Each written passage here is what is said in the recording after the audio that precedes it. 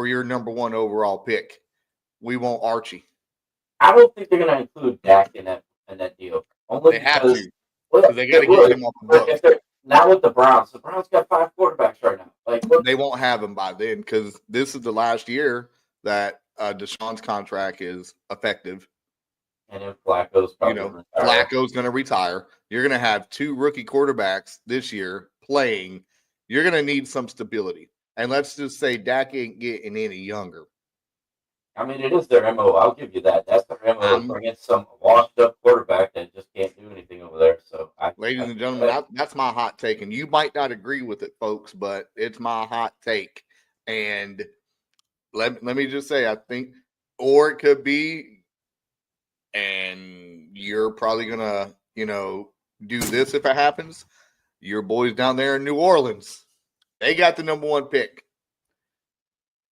Are they going to go? Did Kellen Moore have a lot of success with when he was the offensive coordinator and quarterback coach? Dackery Prescott. No. Dallas. Yes, I know that Manning name holds a lot of weight down there. I'm not even looking at Manning for the Saints next year, honestly, because I'm interested to see, because I don't know if Manning's as good as advertised. And I'm not saying it because he's not a good quarterback. He is. But you have 3 top quarterbacks coming out of this year. Mm-hmm. With Manning, with Nussmeier. If he does come out. Right. And with Klubnik over there in Clemson. Mm-hmm. So it's going to be interesting to see. I don't think granted, everybody in New Orleans and everybody in Louisiana would love it to have another Manning with the Saints. Myself included, if he's as good as advertised. But I have a sneaking suspicion that they're going to go with Nuss, because who's the OC with the Saints? It's that. Mm-hmm. So I can see them going that route. So I don't know. I do like your thought, though, of Dallas doing it and doing the whole thing with the Browns. Like, I could see that happening. Because Jerry does whatever Jerry wants to do, and usually he gets what he wants, and he doesn't care if it's the downfall of the team or not, because it's been the downfall of the team. He got lucky in the early 90s with everything he did, and then he screwed it all up. Trust me, watch the Netflix freaking documentary. You can watch how he screwed that whole damn thing up. Dude, look, man, he made some pretty bad decisions. I thought the worst owner in the NFL was David Tepper of the Carolina Panthers. Jerry Jones might not be the worst owner just because he gets things done. He is the worst fucking GM, though. Yeah, let's agree. He is. Yeah, look, my damn dog can be a better GM than him. Yeah. With this right here, what he just did. He's made one good move as owner of the Cowboys, and that was that Herschel Walker trade to lead to what it got in return. Obviously, bringing in Dion was a good move, but what else has panned out? Nothing. He found Dak in like the 4th or 5th round. That turned out pretty decent. He found Romo in the later rounds. That turned out, but that was just sheer luck. That was because of the injuries. If Romo didn't get hurt, would we ever see Dak? Right. I can't say if Aikman got hurt, we wouldn't see Romo because Romo was later, but it was a fluke injury that they both came in. He tried to hit on all these wide receivers. He hit with Dez for a little bit, and then, attitude caught up. CD's doing okay, but is CD going to stick around if someone ain't throwing him the dang ball? I mean, look what he did with Parsons, too. Like, he calls Parsons out. Like, that's the thing that he does. He wants to make sure that I have my foot on top of everyone, and I do what I want. I think I don't care who you are with my organization. And then he's trying to do the right thing. Like, he was like Parsons doing, like, I'm bringing in my agent for this, and he's like, I don't need an agent. You don't need your agent. Here's just what I'm gonna do you. And then you're gonna go publicly with what happened through that. Like, dude, like that's just bad. That's bad business right there. He's that kid in PE class that had that game-winning shot in PE, and he's a damn gym class hero all of a sudden. That's what he is. But look, shout out Micah Parsons going to Green Bay though. And getting paid. paid. 4-year, $188 million, $140 million when he signed. I think it was 140 or 120 right when he signed. Highest non-quarterback pay contract. Let me explain something, people. I know what I would do with $140 million when I signed. I'd be like, my back still hurts. It's a career-ending injury. Deuces. That's what I. Hey, look, I'm telling you right now. As soon as we're done with this show, I'm going down here to the local convenience store and I'm trying to get my retirement pay up. That's all I'm saying. They're talking about that damn lottery take-home lump sum is $500 million. Yep. I don't get how $1 billion turns into $5 million in a state with no state taxes, but I'll take it. $500 million is $500 million more than what I got today. I promise you that much. And I'll tell you right now,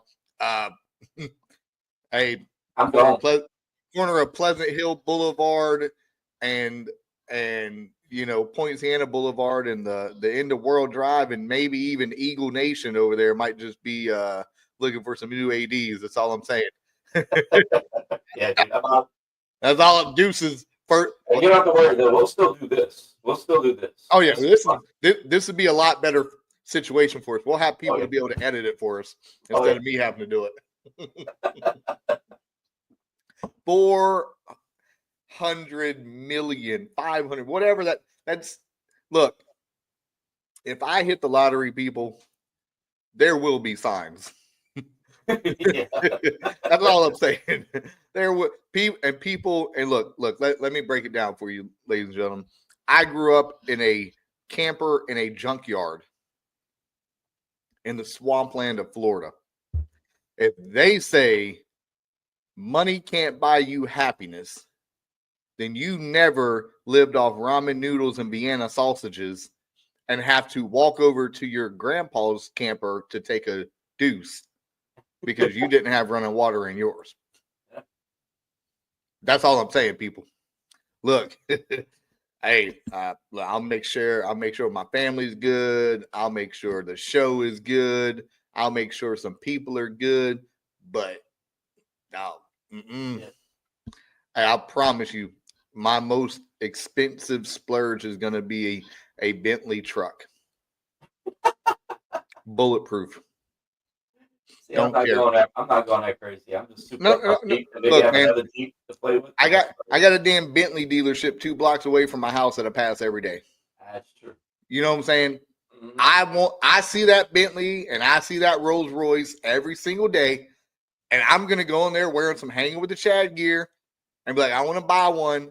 And I'll be watching them Facebook videos when it's like, oh, you can't afford this, and then I'm like, oh, I'm gonna do like Shaq. Oh, really, bitch? I'm buying 3 of them. In cash. You're gonna have your big. I'm about to say you're gonna have your luggage with cash in it. Big bag. Yeah. Like, I got money. Where'd you get that money from? Drug dealing? You obviously don't watch the news, buddy. Because look, I always said I was gonna do it anonymous and put it underneath the LLC, but then I'm like, these assholes can look up the LLC and see who the owner of the LLC is with my address. So, fuck it, might as well be public, All right, we're a little off track there, ladies and gentlemen. Hey, we'd like to thank our amazing sponsors, Mike's 3D Printing and Oasis Health and Hydration, for all their support in helping our VA claims and making some awesome 3D prints. And my Thor's hammer broke, so I need a new 3D print, by the way. It fell and it just broke. So anyway, it is what it is. Can't find good help there. We're going to take a real quick break, ladies and gentlemen. When we come back, we're going to get into the meat and potatoes today, and that is the amazing start to college football. We're going to talk about some games that already happened, some games that will happen. We appreciate everything you do. We appreciate you hanging with the Chads. And ladies and gentlemen, we will be right back after this real quick break. Have a good morning.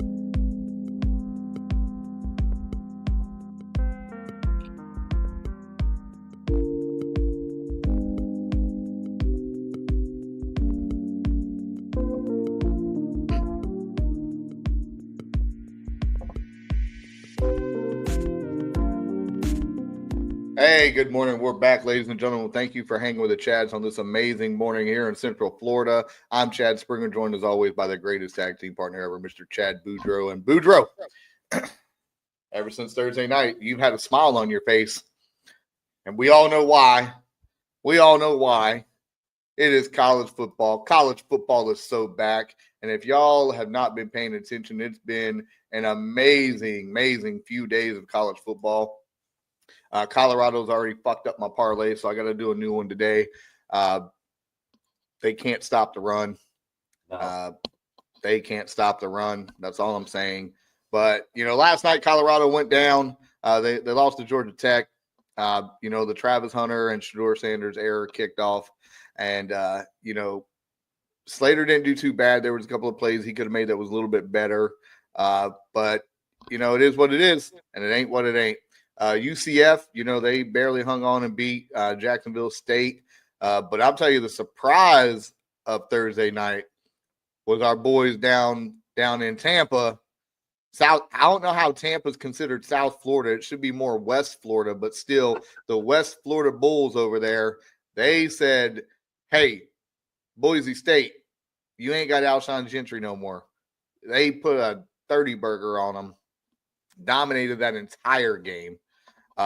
They're going to be sneaky over there in the American Conference. I'll tell you that right now. But, hey, this is probably the greatest college football Saturday in history of college football Saturdays. We're starting 100%. We're starting a freaking showdown at 12 o'clock. Number 1 Texas, number 2 Ohio State in the shoe.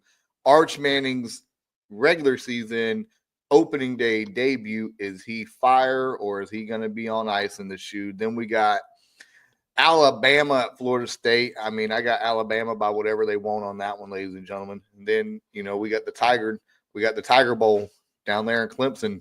Number 9 LSU, number 4 Clemson. Then we're going to end it with Notre Dame, number 6 Notre Dame, and number 10 Miami. The convicts versus the Catholics again. But, Monday night, the Bill Belichick era kicks off for UNC as they take on TCU. Hey, give me some thoughts so far on the weekend, and we'll get into today after that.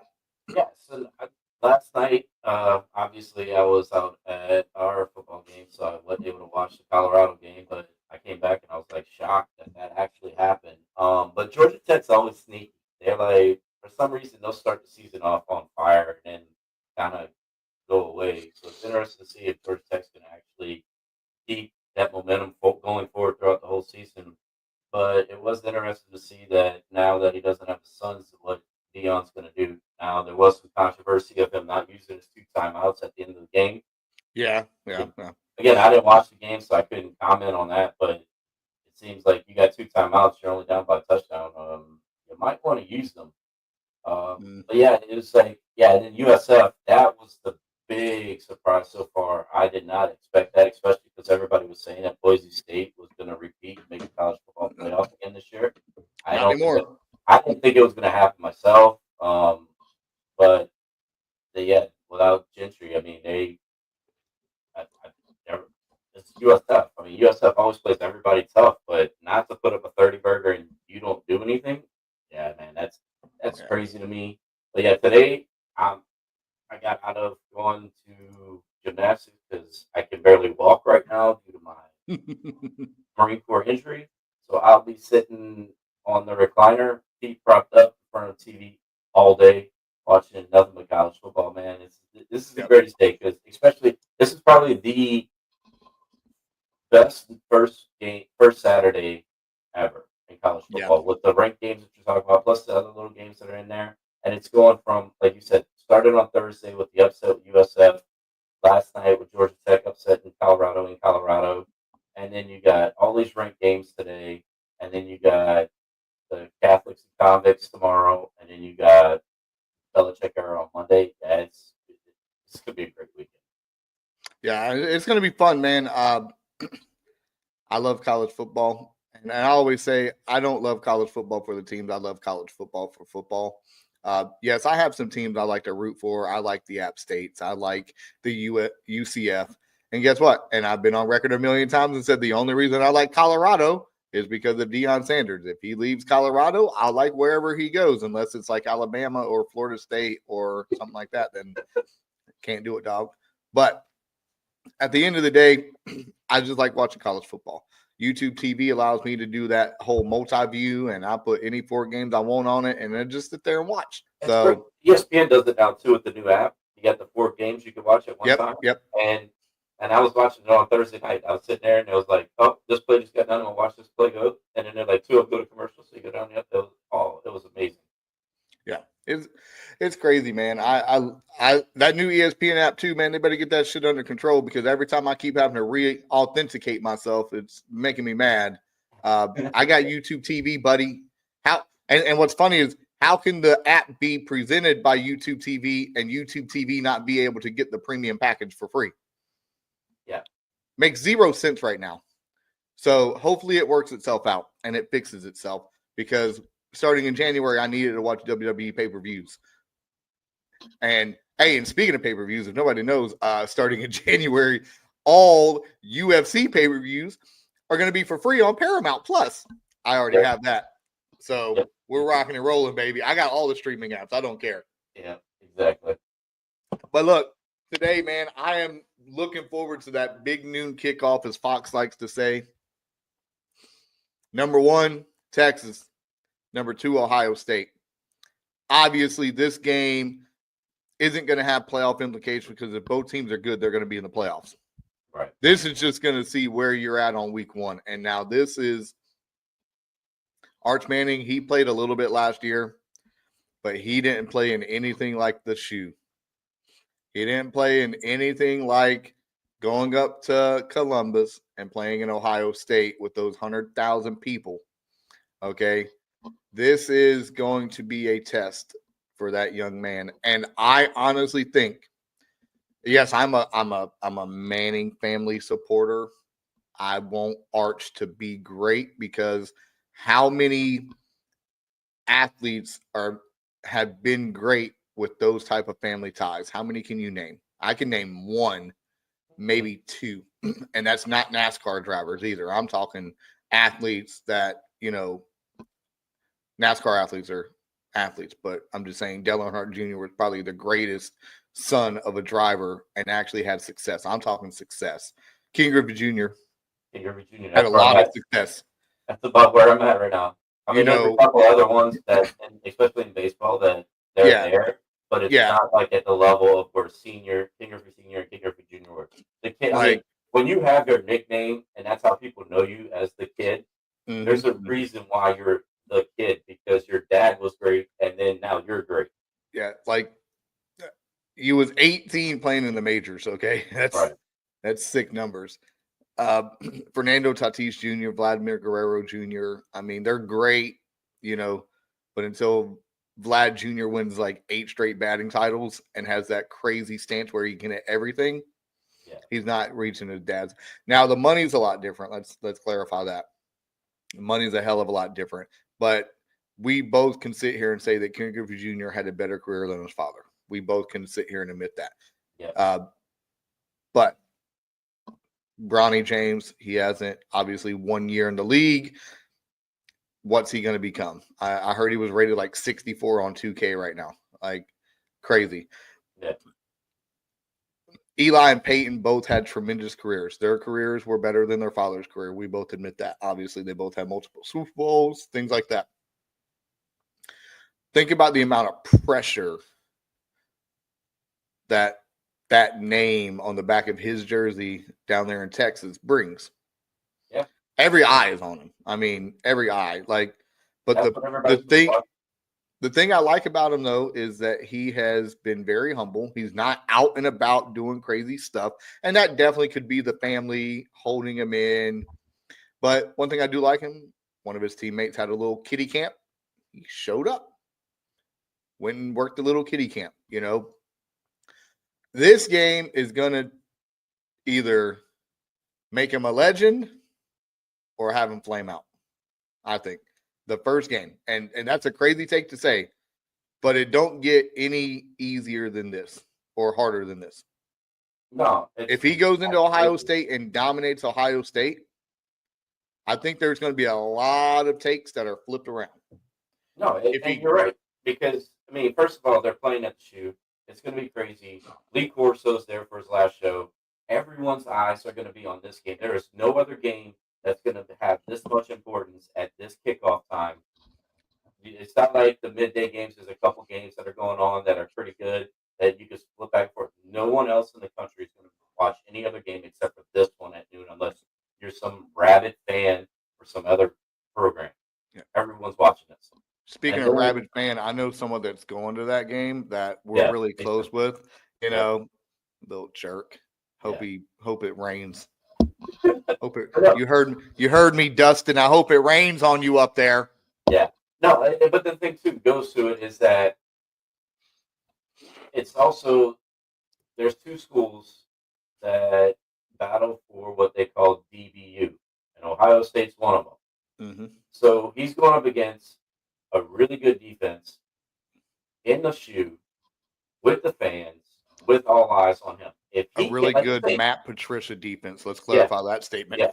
And so if he can go in there and completely dominate the whole thing, then there's no more questions. Yeah. Going into the season, there's a lot of questions. Is he as good as advertised? Because he's came in a few games, and except for the injury when he played, but it wasn't the world beaters that they were going against, number one. And then all the other times, it was kind of going in there during, like, bonus time. So, or garbage time. It really depends on that, like you say, if he goes out there and dominates, like, all the questions are answered. He is who he says he is. He is who everybody thinks he is. There's your Heisman front runner right there. No question. Even if Nuts goes out there tonight or Cade goes out there tonight and dominates each other, you went to the shoot and did this. Like, you're done. Like, you are the Heisman front runner. And so you screw something up later on in the season. But I guess I don't know if he's that good, honestly. I gotta see it. I hate these things. Like, at least with like Nuss and Kate, you saw what they did last year. You saw they have history of what they can do. With Arch, he came out of high school with all the hype because he's a Manning. I've talked to some people in Louisiana that I know, and they said he's okay. He's not as good as what people advertise, but I mean, he does have Sark, and Sark has a history of making mediocre quarterbacks great quarterbacks. I'm not saying that Arch is a mediocre quarterback by any means, but so he can reach that level with Sark coaching for a few years with him. I gotta see it, man. I don't believe the hype. So today, Arch goes against Ohio State. Even if he has an average game, his next three games will be bounce back games. Yeah. Because the next three games are going to be San Jose State, UTEP, and Sam Houston before they take on Florida at Florida. All right. So when Arch played last year in the full game, so he had to play 2 full games. He played a partial game against UTSA last year. I mean, against UTSA, he went 9 for 12, 223 yards and 4 touchdowns. And he ran for 53 yards and a touchdown, a long of 67. And I hate college football. They take for quarterbacks, if you get sacked, you lose rushing yards. Yeah. I hate that. I really hate that rule. So I do that to my quarterbacks. So then whenever he went against ULM, Louisiana Monroe, 15 of 29, 258, 2 touchdowns, 2 picks, and he was sacked once. He had 1 rush for -4 yards. That was probably the sack. And then he went, they won the game 51-3. I mean, it really wasn't like he had a good game. Then now he did play some stark competition the next week when they went to Mississippi State, the old Bulldogs. They beat him 35-13. Texas win, obviously. He went 26 of 31, 325 yards, 2 touchdowns, 6 rushes, 33 yards, longer 26. So he was sacked twice. So that brought his rushing yards down. I mean, that was a small sample. Yeah. I mean, the first 2 games, it's UTSA, ULM. It was not Ohio State, though. Right. And Mississippi State's not Ohio State. But again, Mississippi State had a good year last year. They were good. But you're not talking about the elite teams that he's going to end up having to play. And that's where I'm at. Like, I gotta see, and with the talent that he has around him, and you can say this about any quarterback. You can say this about Nuss. You can say this about K. With the talent around them, he should put up numbers like that. What realistically is a good game for Arch Manning today? Today, Realistically, win or lose, where people say, I want to know what people are going to say is Arch Manning a good quarterback today. What does he realistically have to do today? I'm gonna say he's got like if you ever saw the movie The Program. Yeah, no. When it was the two Heisman runners going after each First other. team to the table. Yeah. Yeah. That he needs a game where it's gonna be. I mean, you're looking at because I see Ohio State stopping the run. They're gonna stop the run, so he's gonna have to put up 300. He's gonna have to put up 300. He's gonna have to. Has Ohio State allowed 300 in a while? Probably not, because that's why they're considered one of the DBUs. So he's going to have to put up 300 for him to be considered to be elite. I think he's going to have to just because you can't obviously if they're going to run the ball and they can get through with the run, you're not going to know if he's elite or not, even if they win the game. Granted, everyone's going to be like, "Oh, Arch Manning won, beat Ohio State and Ohio State," but if you're running for 150, did he really do anything? But if he throws 300, if he's putting up if he goes 25 for 32 or somewhere in there, give him 2 or 3 touchdowns, I think you can start considering him to be elite. Now that's like he's going to get sacked. He's going to get sacked. Ohio State's just that good. They're going to sack you. But is it going to be the 1 or 2 sacks, or is it going to be 4 or 5? Because his MO is that he can get out of pressure. He's got good legs. He's not like Eli or Peyton that they couldn't move shit. He can move. So is he gonna allow them to sack him 4 or 5 times, or only 1 or 2? And if that's the case, and he doesn't throw a pick, or maybe 1 pick, and it may bounce off someone's hands, that's another thing I hate when you throw an interception, but it bounces off your wide receiver's hand and still counts against you. So yeah, that should be against the wide receiver, right? But so I think if he does those kind of stats, regardless if they win or lose, you can consider him to be an elite quarterback. We all judge quarterbacks on wins and losses, but I mean, I think he'd be elite if he did that. All right, so the national championship game, Ohio State allowed 255 passing yards.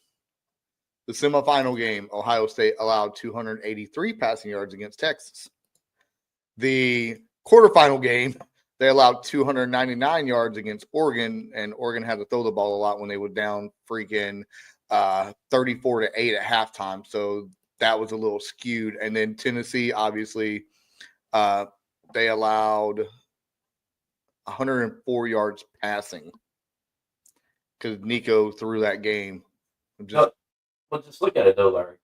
They allowed 80 yards to Texas. Yeah, and if you want to consider elite, you weren't considering Texas quarterback last year to be elite. So if you have to be better than that. Yeah, definitely. They have to be better. And the thing about it is they only gave up 58 yards on the ground. So yeah, they are going to take away that run, and they are going to have to throw the ball a little bit more. So I think realistically for Arch to have a successful game, he needs to obviously, I'm going to be cliche here. Okay. He's going to have to limit the turnovers. He's going to have to make plays with his legs when he has to, but he can't force the ball. Yeah. That's going to be my 3 cliches. Like, don't be all crazy. Just go out there and play. And I think if he can put up, 250 to 300 or plus, I mean, that'd be a great game, especially against, we just let off their whole playoffs right there. Yep. On what they did, so, and they dominated these teams in the college football playoffs. So the thing that's going to not be ideal is, say Ohio State jumps out to a 21-0 lead. Yeah, he's going to have to force then, and then he's going to have to make a comeback of the ages in the shoe. That's happened. They did it to Alabama a couple of years ago. I mean, it can happen. easily. But it could happen. But yeah, it's not going to be pretty if that happens because, like you said, he's going to have to force the ball, and against those DBs with their ears pinned back, yeah, that's not going to happen at all. So the real question is, for Lee Corso's biggest fan, what headgear is he putting on today? Dude, he's got to put on Brutus, man. He started this whole thing with Brutus. He's putting on Brutus. He's got to. Like, I love Lee Corso. His autograph is right there, right behind my head. That football right there, it's Herb Street, Fowler, and Corso. I'm literally going to shed tears in probably 2 hours. But he's putting on Brutus. There's no way he's putting on anything else, man. He's got to finish it off. He started it with Brutus. He's finishing it with Brutus. Yeah, I think he's going to put on Brutus, but I think Texas is still going to win. My money's on Texas today. I'm with that. Yeah, I agree. I think Texas will win. It's hard for teams to get over the hangover, especially in NCAA. That's why you don't see a lot of repeats each year. So I think they know how big this game is. Ryan Day's gonna have them as much as he can mentally ready to go. But I honestly think Texas, if Arch can live up to the hype, I think Texas is just too strong for anyone this year. And I hate saying that as an LSU fan. Like I do. And we're going to speak more about Lee Corso here in a little bit, but we're going to miss you, old Lee. We're going to miss you, Coach. That's for sure. Moving on to some more big games today. So now we're going to move into the LSU Clemson, the Battle of the Tigers. I know who Boudreaux's going for, and I could care less either way because during that game is going to be the Thunder Buddies for Life Fantasy Football League draft and league annual meeting live here on Hanging with the Chads. So, LSU and Clemson, number 9 and number 4, another big game this week. Your boys got to travel to the real Death Valley, they say, down there in Death Clemson. Valley Junior. It's Death Valley Junior. They call it the real Death Valley. They're saying this is the real Death Valley. Now, obviously, the last time they played back in 2019, Boudreaux was very happy with that night. I actually fell asleep during that game because it was just a bloodbath. But definitely not the same two teams anymore. And give us your honest opinion about tonight. I'm nervous because Clemson's offense is good. Cade Klubnik is really good. Is our defense back? If our defense is the way it's been the past few years, I see Clemson winning this game, and I hate saying that as an LSU fan. I have all the faith in the world in the coaching staff. For some reason, I just do this year.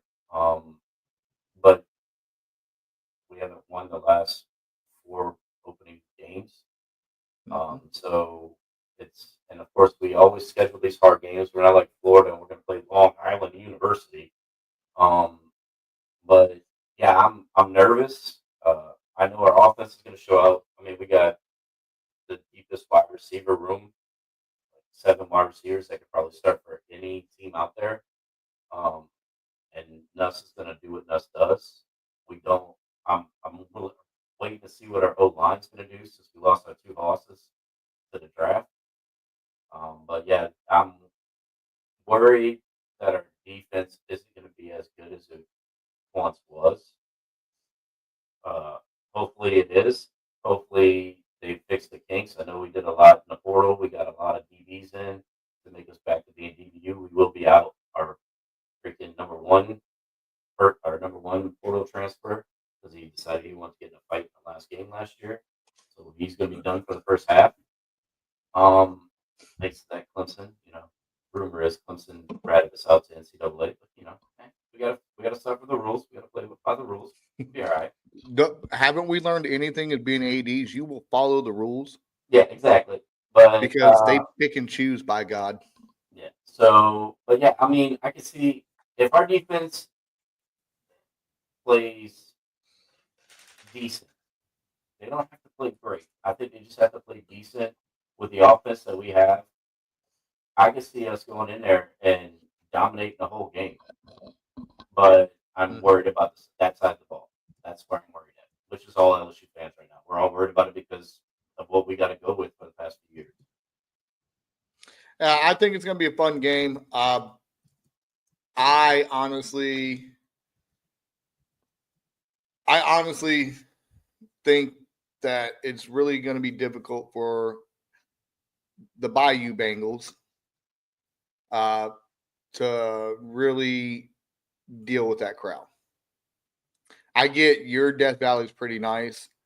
Their Death Valley is very unique with the hill and all the aspects that come with it, and the crowd is sitting so much closer and on top of you. But them college kids are already up right now drinking and having a party 10 hours before the game even begins. But I think Cade is going to show everybody why he's a Heisman, potential Heisman person. And I get it, Nuts is too, but Clemson, they're trying to bounce back from that horrific ending last year. So I think it's going to be Clemson. Sorry. That's my pick for the, we got 3 games we're going to pick on here in a little bit, and we're going to go from there. But I think Clemson's going to win this. I like Dabo a lot better than I like Brian in the big games. That's all I'm saying. Brian Kelly hasn't shown me he could win the big game since he's got there. And hopefully this is an eye-opening experience for those LSU boosters to bring back Coach O. Literally. Tell him the damn light's on. He left it on and come back in the door. Tell him he left the light on and the door unlocked. Bring him back home, baby. I'm telling you, I will not rest until that happens. Coach O needs to be back. He does need to be back in college football. College football is a lot more fun with Coach O in it. I will give you that. This is a post game interview question. Blah blah blah blah blah. Go Tigers, and just walk away. I mean, you can't get no better than that. He's like the John Daly of college football. We love it. But I think until your head coach can show me he can win the big one, and I ain't talking about the goddamn Pop-Tart Bowl over here in Central Florida when we first met, but till he can win the big one, like it's the truth. And it is. I'm not. Do you see me arguing with you on this? It's the truth. Like, it's been a history for him. Like, granted, when he was at the mid majors and he was in D2 and all that, he was doing his thing. He was winning championships. He gets to Notre Dame, gets them all the way up to that point, and it doesn't win it. So, is this where it's going to happen? Because the whole thing that he was saying is that at Notre Dame, the talent you recruit is different from the talent that the rest of the nation gets to recruit. And that is true, because they do have their standards up there that you have to meet, where not all the colleges have that certain standard. But yeah, I'm with you, man. Like, he does need to prove that he can win big games. I know he changed the mindset this year, because like when you walk in the locker room and when you walk into their meeting rooms, they used to have like the whole schedule up there and what the goal was for each game. But he changed that. Now it's just one game at a time, and the only game they see right now is this one. So is that what was the key to unlocking going forward? I don't know. I know they have, by the experts saying, they have a really good shot at making the playoffs. I'm with you, man. It's just he doesn't have that history of winning those big games all the time, like the consistency of winning a big game. And then he doesn't have, and then like I said, the defense, man. Like, is the defense finally living up to the LSU standard of defense?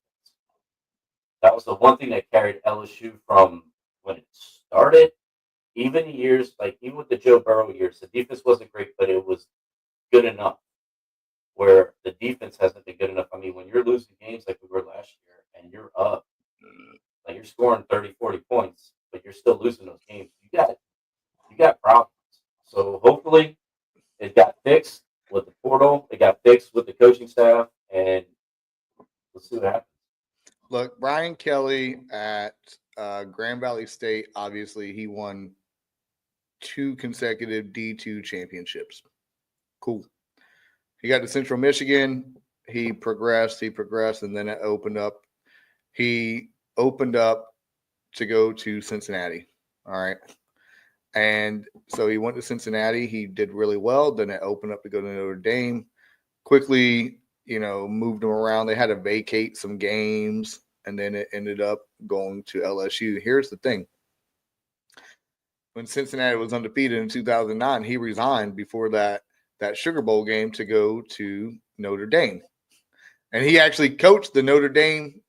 No, I lied. He didn't coach he coached Cincinnati when he resigned from Central Michigan. He never played in a bowl game whenever he was getting ready to leave. And I wouldn't have been the Cincinnati coach in that bowl game at the Sugar Bowl against that Florida team either. Pissed off they didn't get in the national championship. Tim Tebow showed the world why he's the greatest college player other than Cam Newton to ever play the game. And I will stand on that 24/7, 365. Cam Newton literally single-handedly carried his team when he was at Auburn. If you haven't seen the graphic, he played in like 500 football games or whatever it was, and only in his whole offense one NFL game. And he single-handedly came back and beat Bama in that Iron Bowl, which was great.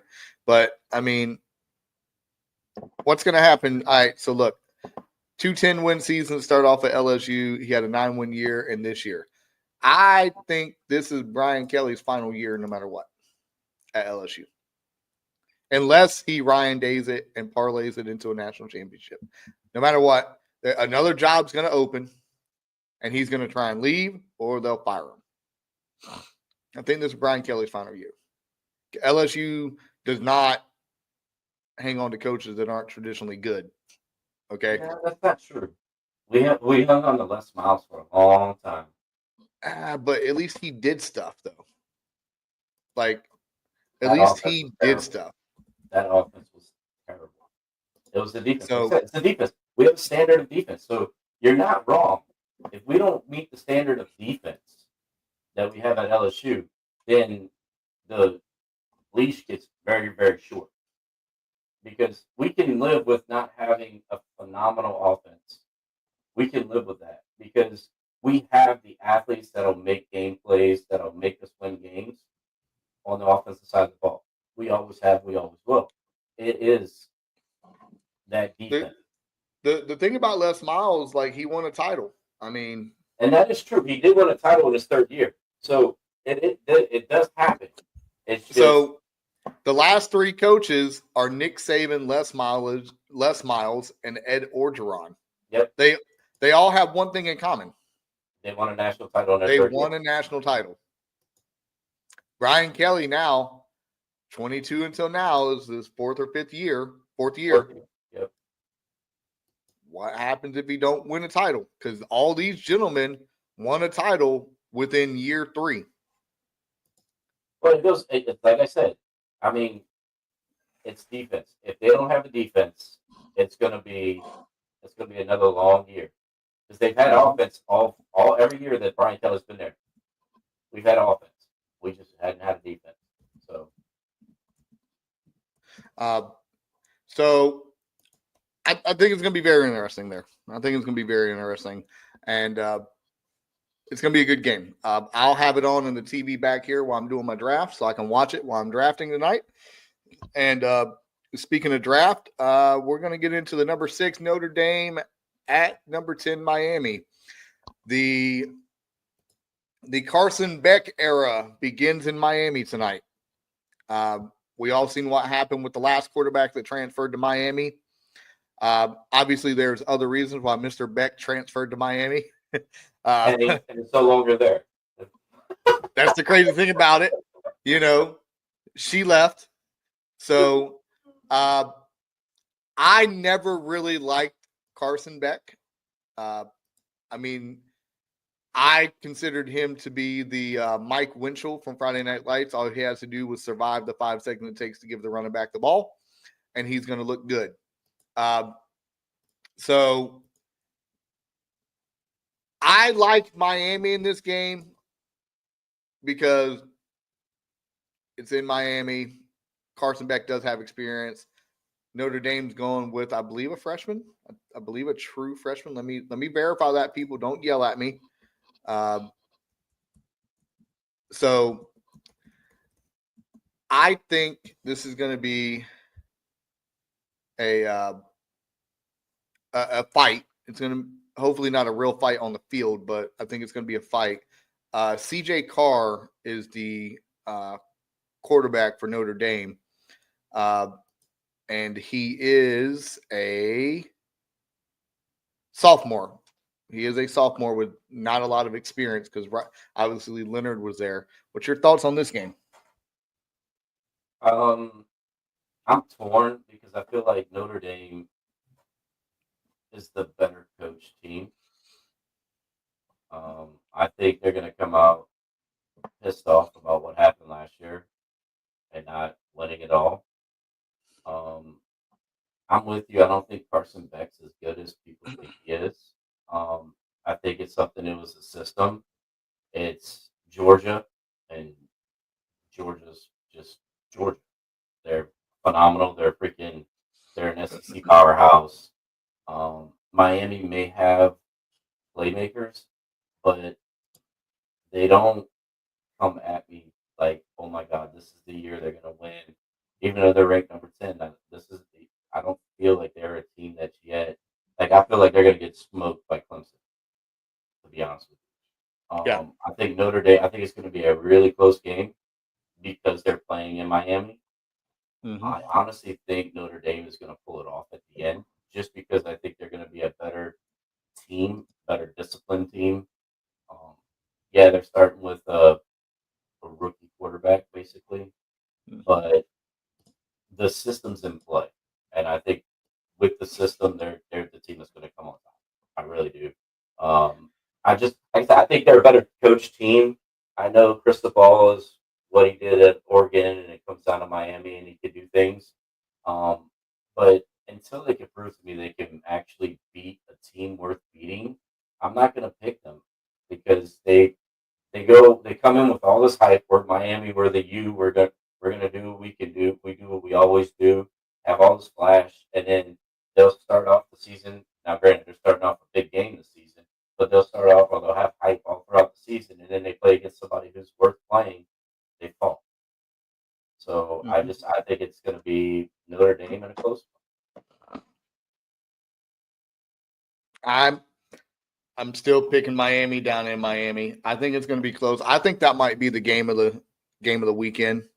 I'm still going to pick the Hurricanes. Even though they have that certain quarterback who I don't like. I don't know why I don't like him though. That could just be a problem. Maybe because he went to Georgia. I don't know. I don't like many Georgia quarterbacks other than Stetson Bennett because he was underrated. Came through the slums, got it out of the mud, and he never has to buy a beer in Athens ever again, ever. And come to find out, he never graduated, which makes it even better. Like, I love that. He never graduated either. Like, Van Wilder over here. I like it. But no, I think Miami's gonna pull this one out. Obviously, all respect to Notre Dame. I love their coaching staff. I like Marcus Freeman, excuse me. Marcus Freeman. Sorry, guys. We can't talk. I got a friend named Mario Freeman, so that could explain why I do that. Shout out to Statesville High School for winning their game last night. My nephew had a good game throwing the ball. But anyway, so yeah, I'm just liking Miami at home, man. Just something about being down there. Them Indiana boys ain't going to be used to this Florida heat. And look what happened to Boise State. True. Hell, West Florida, the Bulls of West Florida came out wearing black uniforms and black helmets. They're ready for the heat. If Miami comes out in their black uniforms tonight, they're hanging 50 on Notre Dame. They're hanging 50 on Notre Dame. They're hanging 50 on them. Yes, wild take, everybody. I'll write this down so next week we can get on him about that. Yeah, write it down.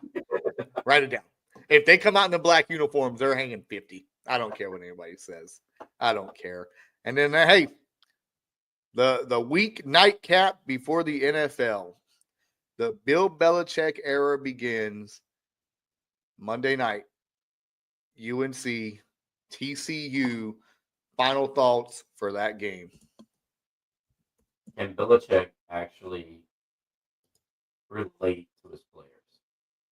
That's the big thing. Like these kids nowadays want you to relate to them. We know this. We see it every day. Granted, it's high school versus college, but you want them. And granted, they're going to look at him and go, "This is Bill Belichick. This dude's got all the Super Bowl wins. He's freaking the GOAT when it comes to NFL coaching." But now you're in college, and Yep. it's a different beast than the NFL. Yep. And is he going to be able to relate to him? And he's going up against a good TCU team. They're always scrappy. They always fight. Mm-hmm.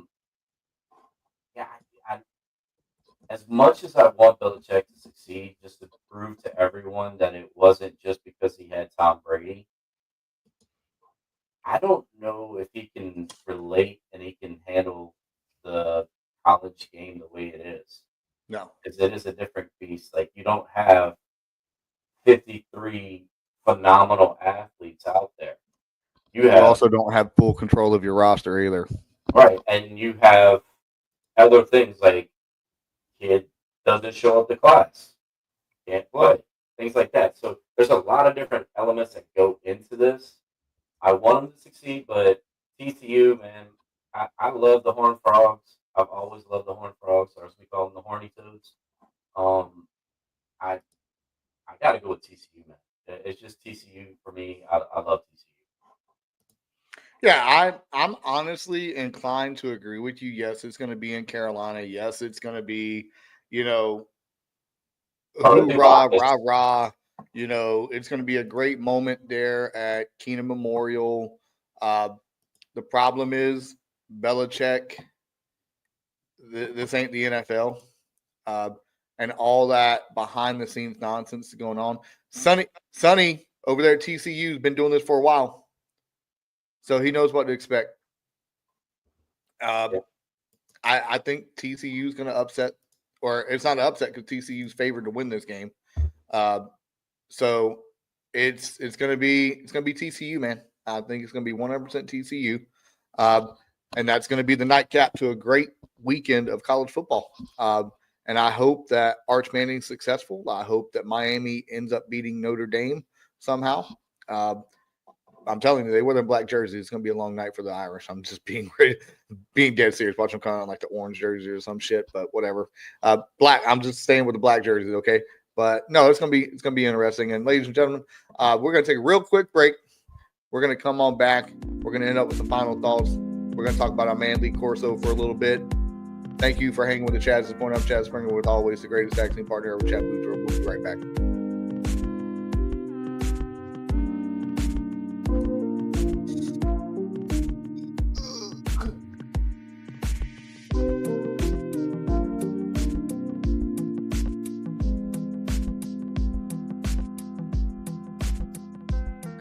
And we are back. Good morning, ladies and gentlemen. Welcome to Hanging with the Chads. I'm Chad Springer, joined as always by Chad Boudreaux.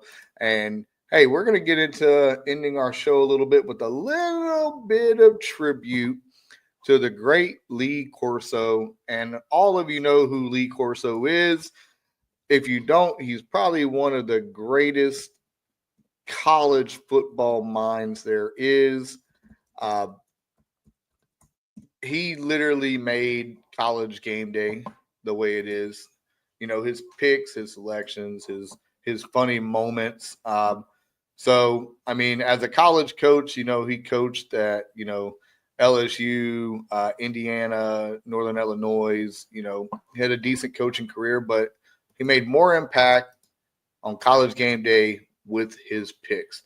And we all know Boudreaux is a huge fan of Lee Corso. And we're going to give you the floor, Boudreaux, to give you a little tribute for the man to make a pick. And that's how we're going to end the show today. Yeah, no, Lee Corso, man, he's the reason why. He's the embodiment of college football. He's the reason why college football is what it is. College football, before he started in on College Game Day, it was an experience, but it wasn't the experience it is now. The waking up now, every male that loves college football wakes up on the falls at 8:30 in the morning, grabs them a cup of coffee, grabs whatever breakfast, sits their butts right in front of the TV, turns on ESPN to watch College Game Day. And it's not because back when Fowler and Herb Street, it's not because of what they've done. And granted, they've done a great job. Fowler did a great job, like leading the show. Herb Street gave great insights and things like that. But it's because of what Lee Corso has done. And even now, like, yes, like they've expanded the amount of people they have on the show, but everyone waits till 11:59 when Lee Corso, with his not so fast, my friend, Not so fast, my friend, throws on that mascot head or throws on the Irish outfit and starts doing a little jig in front of the screen. Everything that Lee Corso did is why college football is what it is today. The reason why we love it so much, reason why, to me personally, I think it's better than the NFL. I think most people feel that way is because Lee Corso brought so much excitement to it. He is forever the GOAT when it comes to college football. I don't care. He was a great coach. He was a great player at Florida State with the Sunshine Scooter. He was phenomenal in everything he did in college football. And today is the greatest day for all of us as college fans and the worst day, the day we all been dreading as college football fans. Because we all saw it coming. And I just want to say thank you, Lee. Not so fast, my friend. That's my favorite quote from him. Hey, Lee Corso, you are truly a legend of the game. You will be missed, Lee. And I mean, your run has been absolutely freaking incredible. This pick, you have picked 67% correct in all the picks. So there's 286 yes and 200 or 144 that you missed. This is the crazy thing about it, ladies and gentlemen. In 2000, in the year 1999 and 2000, that college football season, he went 11-0. He went 11-0, culminating in the national championship game where Florida State won. 11-0 in his picks in 1999. That's a great year. He's hit on so many underdogs and all this. I mean, just there's never going to be nothing like it. And I hope for ESPN's sake, they don't try and replicate this. No, they already said they're not doing any more hit picks. No more hit picks. That's a Lee Corso thing. Yeah. But Mr. Corso, we salute you. We appreciate you for giving us a reason to get up early on a Saturday. And ESPN College Game Day will not be the same without you. As long as they keep McAfee and Saban there, I think we're going to be just fine. But we're going to miss you. And we hope today you make the right pick one last time. And Boudreaux, how are we going to end this show today? Like we always do, man. Be better. Be better, ladies and gentlemen. I'm Chad Springer, joined as always the greatest tag team partner ever, Chad Boudreaux. If you're better today, 1% better today, you're going to be better tomorrow. Thank you for hanging with the Chads. Remember, tonight we have our fantasy football draft for my fantasy football league, and tomorrow we have a very special guest. I am going to go ahead and tell you who that guest is before you leave, so I can leave you on a cliffhanger. He played in 500 NBA games. He is a Nebraska Sports Hall of Famer. He is a Nebraska Cornhusker legend on the court. He is one Eric Strickland. 10 years in the league, played against LeBron, played against Kobe, played against Jordan, and it's going to be an exciting time. We can't wait. You don't want to miss this show tomorrow. Thank you for hanging with the Chads. Have a good weekend. College football is back, ladies and gentlemen.